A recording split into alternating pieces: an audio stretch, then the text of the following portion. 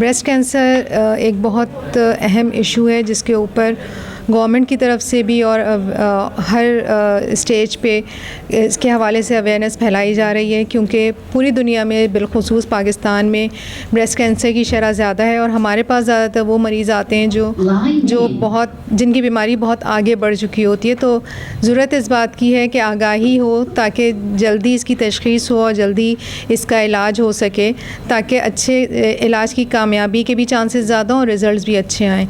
तो ये बहुत ज़रूरी है कि इस तरह के प्रोग्राम अरेंज हों ताकि लोगों में आगाही हम फैला सकें, ख़वातीन में भी, मर्द हज़रात में भी, ताकि जो भी पेशेंट्स हैं उनको सपोर्ट मिल सके। जैसे कि आप सबको पता है कि अक्टूबर का महीना ब्रेस्ट कैंसर अवेयरनेस के तौर पे मनाया जाता है। ये इसीलिए मनाया जाता है कि हमारी ख़वातीन में इस बीमारी के मुताबिक शऊर को उजागर किया जा सके और इसकी सही प्रिवेंशन और केयर की जा सके। शुक्रिया। हम सब यहाँ पर जैसे कि जमा हुए हैं ये करने के लिए कि ब्रेस्ट कैंसर के हवाले से अवेयरनेस क्रिएट की जा सके। ब्रेस्ट कैंसर ख़वातीन में शायद सबसे अच्छा कैंसर है कि जो ना सिर्फ बर वक्त काबिल इलाज भी होता है और इसके बर वक्त इलाज के बाद से ज़िंदा रहने के चांसेस भी तकरीबन नॉर्मल मरीज़ के बराबर ही होते हैं। लिहाजा इस हवाले से बहुत ज़रूरी है कि वक्त पर इसकी तशख़ीस हो, वक्त पर इसका इलाज हो ताकि मुकम्मल सेहतयाब हो सके। सो इसलिए इन तमाम सेशंस को गौर से सुने और इससे मज़ीद फ़ायदा हासिल करने की कोशिश करें। शुक्रिया। और सब जिससे कि सब ने बताया, अक्टूबर का महीना हमारे पास ब्रेस्ट कैंसर अवेयरनेस का महीना मनाया जाता है and the reason for it is कि जितना हम अवेयर करेंगे लोगों को, हमारा एम ये है कि इतना अर्ली स्टेज में हमारे पास पेशेंट आए ताकि कंप्लीट क्योर पॉसिबल हो। लोग कहते हैं कैंसर का क्योर नहीं है, लेकिन जितनी अर्ली स्टेज पे हमारे पास आएंगे इतना कंप्लीट क्योर पॉसिबल है। एंड सेकेंडली, जितनी हम बात करेंगे ब्रेस्ट कैंसर के हवाले से तो इसके अराउंड जो टैबू है वो ख़त्म हो जाएगा। हमारी फ़ीमेल्स इतना ईजीली इससे को कन्वर्स कर सकेंगी, हमारे पास आ सकेंगी, बिकॉज़ फ़ीमेल्स ब्रेस्ट कैंसर सब इतना एक टैबू होता है। तो आई थिंक अक्टूबर में जितना हम इसके बारे में बात करते हैं इतना हम इस टॉपिक को ओपन करते हैं ताकि कोई भी फ़ीमेल जिसको एक लम्प फील हो वो हमारे पास आ सकें और वो इलाज हासिल कर सकें। Thank you so much.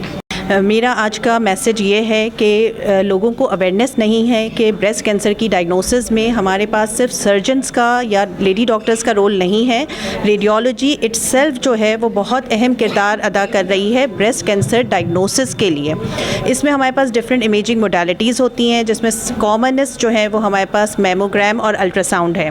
Her 40 years की फ़ीमेल को ज़रूरी है कि वो मेमोग्राम स्क्रीनिंग प्रोग्राम ज़रूर अटेंड करें और स्क्रीनिंग मेमोग्राम ज़रूर कराएं। उसमें ये होता है कि आपको वो मसाइल या वो बीमारी जो कि पेशेंट ने अभी महसूस नहीं की, उनको कोई अभी गिल्टी महसूस नहीं हुई या कोई निशानी उनके पास नहीं है, लेकिन वो अंदर छुपे हुए मर्ज़ को जो है वो स्क्रीनिंग मेमोग्राम के ज़रिए हम जो है वो डायग्नोस कर सकते हैं।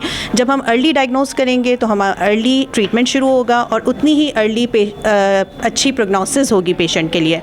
और जो यंग फीमेल्स हैं वो उनके लिए अल्ट्रासाउंड ब्रेस्ट जो है वो डायग्नोसिस का अर्ली इमेजिंग मोडालिटी हमारे पास है।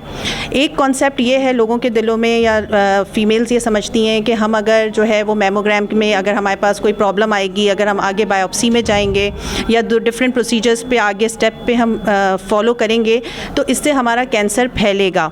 तो मैं आप लोगों को ये मैसेज देना चाहती हूँ कि अल्ट्रासाउंड गाइडेड बायोप्सीज़ होती हैं, हमारे डिफरेंट प्रोसीजर्स होते हैं जिसके ज़रिए हम डिज़ीज़ को बहुत लिमिटेड करके और बहुत अच्छी ट्रीटमेंट दे सकते हैं।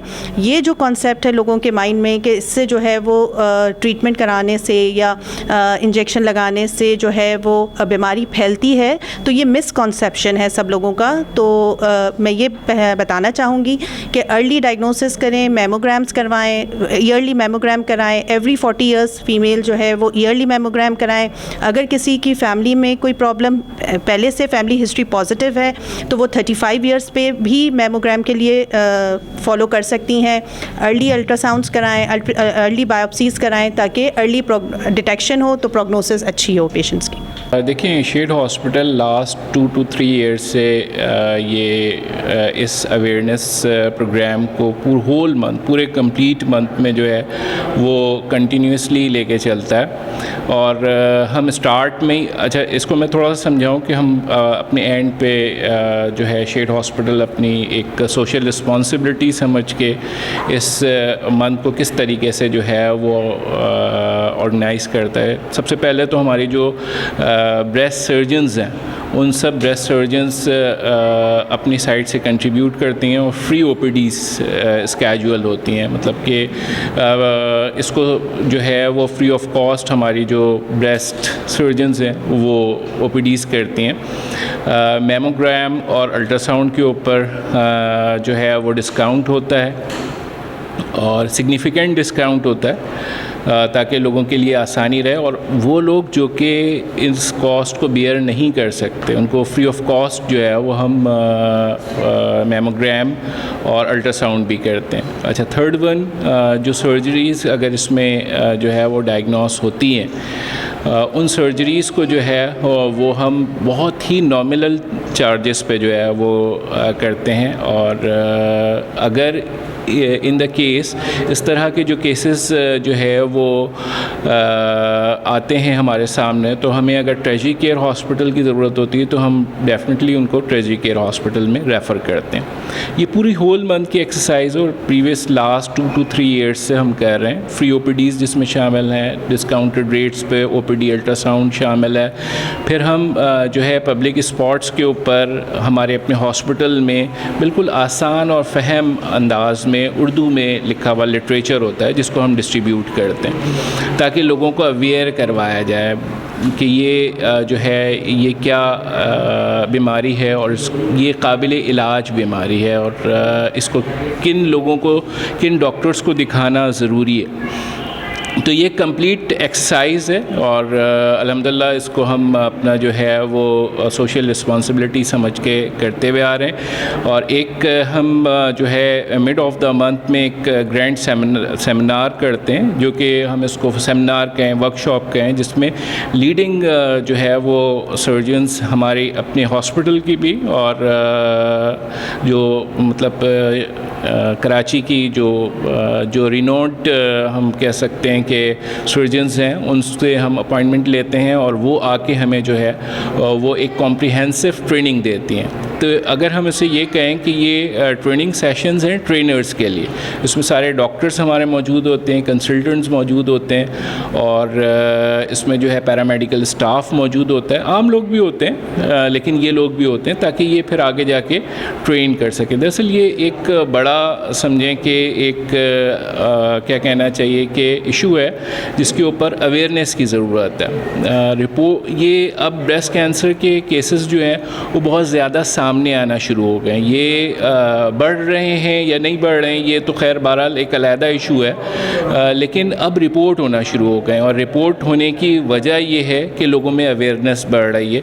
हमारे कुछ इस तरह के माशरती तकाज़े हैं, हमारे इस तरह का जो है वो क्या कहना चाहिए कि निज़ाम है, सोशल निज़ाम इस तरह का है कि इसमें हमें जो है वो लोगों को अवेयर करवाने की ज़रूरत है कि ज़रा सी जो है वो उनकी कोताही जो है वो जानलेवा जो है वो हो सकती है। तो इसमें ये है कि बर वक्त इलाज ज़िंदगी बचा सकता है। तो यही हमारा पैगाम है। इसके लिए हम होल मंथ जो है वो जैसे दूसरी जो है वो क्या कहना चाहिए कि सोशल मेडिकल इश्यूज़ के ऊपर शेड हॉस्पिटल प्रैक्टिकल काम कर रहा होता है, उसी तरीके से इस बड़े जो है वो इशू के ऊपर भी जो है वो काम करता आया है और कर रहा है अल्हम्दुलिल्लाह।